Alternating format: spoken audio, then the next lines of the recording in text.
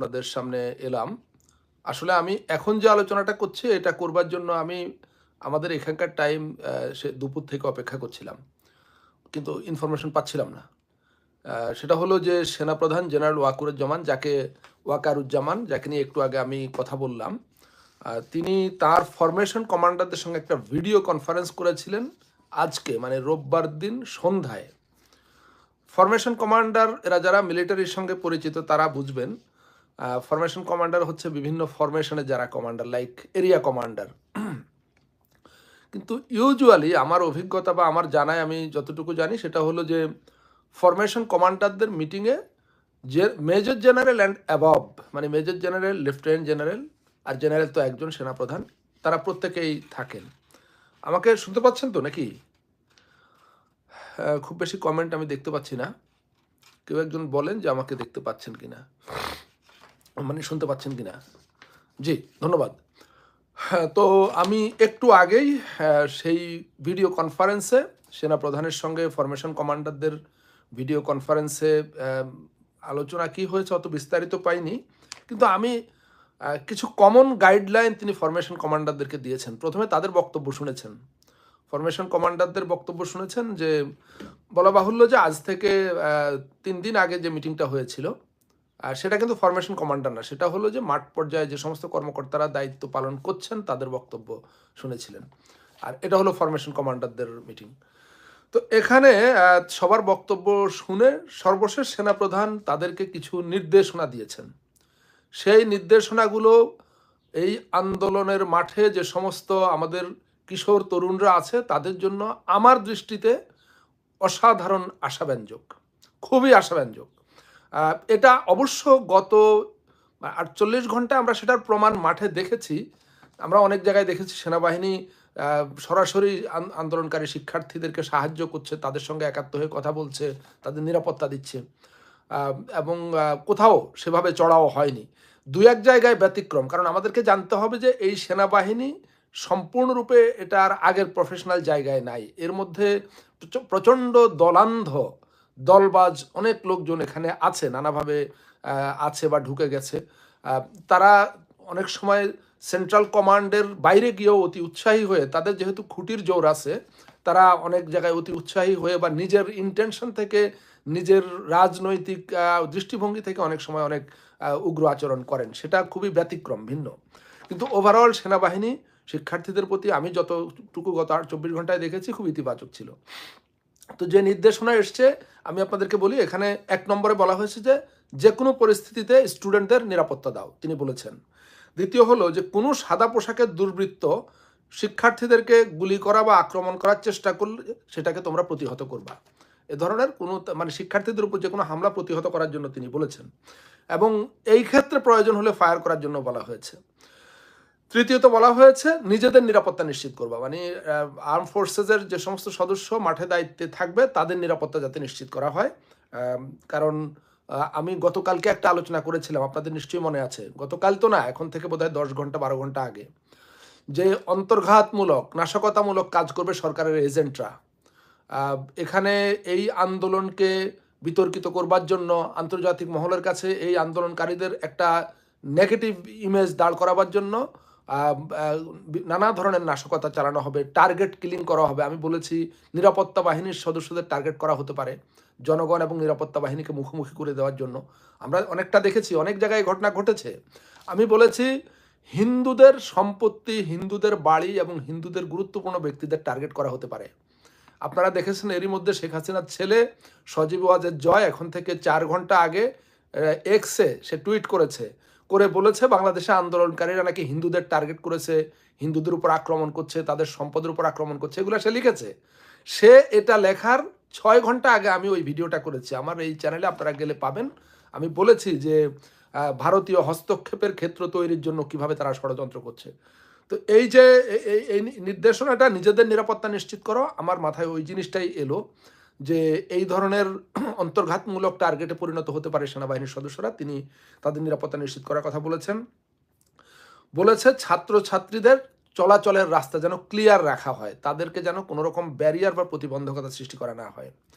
তারপরে বলা হয়েছে যে কোনো হেলমেট বাহিনী যদি শিক্ষার্থীদের উপর আক্রমণ করার চেষ্টা করে সেটা যাতে ঠেকিয়ে দেওয়া হয় বা প্রতিহত করা হয়। এবং বলেছে জীবনকে বাঁচাও অবকাঠামো নয়, মানে এই আমাকে যে সূত্র ইনফরমেশনটা দিয়েছে সে বলেছে তিনি এই শব্দটাই ব্যবহার করেছেন যে জীবনকে বাঁচাও অবকাঠামো নয়, এবং তার সর্বশেষ নির্দেশনা ছিল কেউ হতাহত হলে তাদেরকে সঠিকভাবে সে স্থানান্তর করা এবং চিকিৎসার ব্যবস্থা করো। এই ছিল জেনারেল ওয়াকারের নির্দেশনা। আমি বিশ্বাস করি যে আমার সূত্র আমাকে যেভাবে তথ্যটা দিয়েছে এটা মোটামুটি পারফেক্ট তথ্য দিয়েছে। এটা আমরা এর আগেই খবর পেয়েছি যে সেনাবাহিনী এর আগে মাঠ পর্যায়ের কর্মকর্তাদের সঙ্গে সেনাপ্রধানের যে মিটিং হয়েছিল দুদিন আগে, সেখানেও কিন্তু সেনাপ্রধান খুব সফট ছিলেন, খুবই আমার যতটুকু উপলব্ধি তিনি যথেষ্ট মানবিক ছিলেন। তিনি আইয়ুব বাচ্চুর একটা গান গেয়েছেন, তার মানে তার হৃদয়ও কাঁদছে, তার অব্লিগেশন আছে, তার আত্মীয়তার সম্পর্ক, তার পারিবারিক অব্লিগেশন থাকতে পারে, আমি জানি না, কিন্তু তারপরও আমাকে বলা হয়েছে যে তিনি যথেষ্ট ইতিবাচক এই শিক্ষার্থীদের প্রতি। দেখা যাক মানে সামনে কি হয়। যেটা আমার কাছে তথ্য হলো, এটা আপনারাও জানেন যে পুলিশ সেভাবে আর অ্যাগ্রেসিভ হয়নি, গুলি করেনি, করেছে কিছু কিছু জায়গায়, কিন্তু প্রথম দিককার যেদিন একসঙ্গে শতাধিক মানুষ নিহত হলো, পুলিশ তখন যতটা আক্রমণাত্মক ছিল এখন সেখান থেকে অনেক সরে এসছে। পুলিশ ক্লান্ত, শ্রান্ত, পারিবারিক জীবনে তারা প্রচণ্ড ঘৃণার একটা পাত্রে পরিণত হচ্ছে, ঘরে বাইরে ঘৃণা, তাদের সন্তানরা মানুষের কাছে মুখ দেখাতে পারছে না, পরিবারের সদস্যরা মুখ দেখাতে পারছে না, পুলিশের চাকরি করাটা তাদের জন্য অভিশাপ হয়ে গেছে। ফলে পুলিশও এখন আর এই খুনি ক্ষমতাসীনদেরকে রক্ষার জন্য আগের মতো নাই। আমার কাছে তথ্য হলো তারা আগামীকালকে বিজিবিকে নামানোর চেষ্টা করবে, কিন্তু বিজিবির অফিসাররা তো সেনাবাহিনীরই অফিসার, বিজিবির তো নিজস্ব কোনো অফিসার নেই।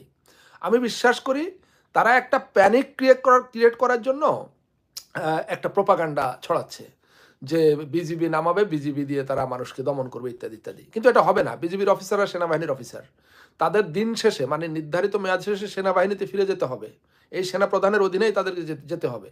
তো সুতরাং এইটা বিজিবিও কিছু করবে না, এটা নিশ্চিত থাকুন আপনারা। আমাকে একাধিক সোর্স শিক্ষাঙ্গনের আজকে এই এখন থেকে 1-2 ঘন্টা আগে আমাকে নিশ্চিত করেছে যে যেহেতু পুলিশ এবং সেনাবাহিনী প্রোটেকশন দিচ্ছে না, অনেক জায়গায় সেনাবাহিনী বরং ছাত্রলীগ যুবলীগের বিপক্ষে চলে যাচ্ছে, সেজন্য ছাত্রলীগ যুবলীগের মধ্যে এমন হতাশা নেমে এসছে, অনেকে পালিয়ে গেছে, অনেকে এখন আর নেতাদের কাছে ধরা দিচ্ছে না, অনেকে হয় গ্রামের বাড়ি চলে গেছে বা নিরাপদ আশ্রয়ে চলে গেছে। আপনারা দেখেছেন, আমরাও দেখেছি যে এর মধ্যে আওয়ামী লীগের বহু নেতা তারা চলে গেছেন দেশ ছেড়ে, অনেকে যাওয়ার লাইনে আছেন। একসময় ডিজিএফআই ডিজি ছিল জেনারেল আকবর, সে গতকালকে দেশ ছেড়েছে, রিটায়ারমেন্টে গেছে। জেনারেল ওয়াকারের কোর্সমেট এবং বন্ধু, দুনিয়ার অপকর্ম করেছিল। তো সেই আকবর, ওই যে আপনার জাস্টিস সিনহাকে যে দেশ থেকে বের করে দেওয়া, তাকে ধরে নিয়ে অনেক কাহিনী আছে না, ওগুলো আকবর ছিল ওটার হোতা। তো সে আকবর গতকাল চলে গেছে। আমার ধারণা আগামীকালকের মধ্যে আরও বহু লোক চলে যাবে। তো এই ছাত্রলীগ যুবলীগের ক্যাডারদের মধ্যে এখন দুনিয়ার হতাশা, তারা পলায়ন পর। এখন তাদের মূল ভরসা কোথায়, এটা বলে আমি কথা শেষ করছি, অলরেডি 8 মিনিট বলে ফেলেছি। আমি গতকালকের আলোচনায় বলেছিলাম যে হাজার হাজার কোটি টাকা তারা ক্যাশ বের করেছে, মানে জড়ো করেছে, এই টাকা দিয়ে তারা লোক হায়ার করছে। এই যে বস্তিতে, তারপরে গ্রামাঞ্চলে যে কর্মহীন বেকার যুবক তরুণ, অশিক্ষিত, যারা কম শিক্ষিত, যারা এই আন্দোলন বুঝেও না, এর সঙ্গে হয়তো নাই, এটা আছে, মানে 18 কোটি মানুষের দেশ, তো এরকম বহু লোক আছে যারা এসব আন্দোলন সংগ্রাম অধিকার এগুলো বুঝে না, কিছু টাকা দিলেই তারা খাটতে রাজি। এই ধরনের লোকজনকে মোটা অঙ্কের টাকা দিয়ে এনে অবৈধ অস্ত্র ধরিয়ে দিয়ে তাদেরকে দিয়ে গুলি করানো হচ্ছে, তাদেরকে দিয়ে আন্দোলনকারীদের উপর নির্যাতন নিপীড়ন করা হচ্ছে। এখন তাদের মূল ভরসা হয়ে গেছে এইটাও বেশি দিন চলবে কিনা আমি জানি না। এখানে আমার কাছে তথ্য এসছে বসুন্ধরা গ্রুপ এবং দরবেশ সালমান এফ রহমান, তারপরে ওই যে নজরুল ইসলাম মজুমদার, এরা সবাই এইটার জন্য ফান্ড দিয়েছে, হাজার কোটি টাকার উপরে ফান্ড দিয়েছে এই লোক হায়ার করবার জন্য, ভাড়া করবার জন্য। এখন এই ভাড়াটিয়া সন্ত্রাসী, এরা আসলে সন্ত্রাসী না, টাকার বিনিময়ে হাতে অস্ত্র পেয়ে এরা সন্ত্রাসী হয়েছে। তো এদেরকে দিয়ে এই সন্ত্রাস করছে। আমাকে একজন জানিয়েছে যে মিরপুর 1 নম্বরে আদর্শ স্কুল বা কোনো একটা স্কুলে, ওখানে এই আওয়ামী সন্ত্রাসীরা তারা বিপুল পরিমাণ অস্ত্র স্কুলে রেখে চলে গেছে।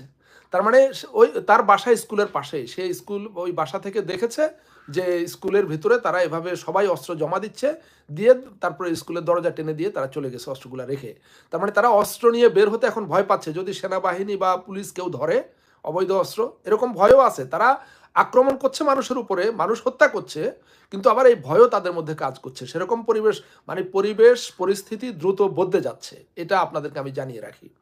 তো আমার বিশ্বাস যে এই এই রক্তখেকোদের রক্তের, মানে তারা হয়তো আরও অনেক রক্ত নিতে চায়, অনেক জীবন নিতে চায়, কিন্তু পরিস্থিতি খুব দ্রুত তাদের প্রতিকূলে চলে যাচ্ছে এবং হয়তো ছাত্র জনতার বিজয় খুবই কাছাকাছি।